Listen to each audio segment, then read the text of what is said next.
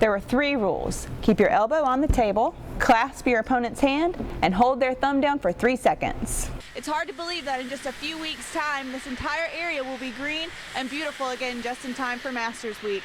This pile of debris on South Boundary is just a fraction of the damage left over from last month's ice storm, and officials say cleanup is just getting started. I'm on the scene of a brush fire about 300 yards off Damascus Road. You can see the ash and smoke behind me where crews are still working to control the fires. They say that the dry and windy conditions today are what caused these fires to spread. March is Brain Injury Awareness Month. It's the leading cause of death in children and adults ages 1 to 44. This weekend, more than 250 people gathered to show support for the survivors of brain injuries. Looking at Les Paul Morgan, you would never know he suffered a brain aneurysm 17 years ago. I couldn't speak, I couldn't walk, I couldn't talk. I couldn't do anything.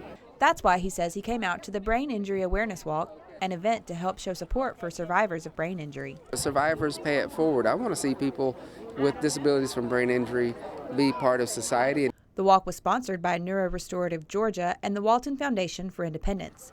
Director Patty Goolsby says it's a way to encourage patients as they progress in their recovery. They can show off the things they've learned in therapy. We'll have folks walking today that were in wheelchairs last year, but they will be walking today. And so that's kind of a feat for them individually and for their family. Safe Kids Greater Augusta also attended the walk to raise awareness about the dangers of texting while driving. Beth Bishop says car accidents are the #1 cause of brain injuries, and texting can be a big distraction to drivers. Something moves in front of you, that's your visual distraction. And then you have a manual distraction, so you're reaching to grab something.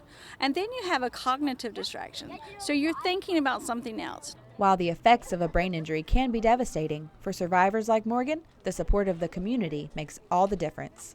This brain injury support group, being a leader with Patty Goolsby and working with all the different people over here and the support group members has just changed my entire life.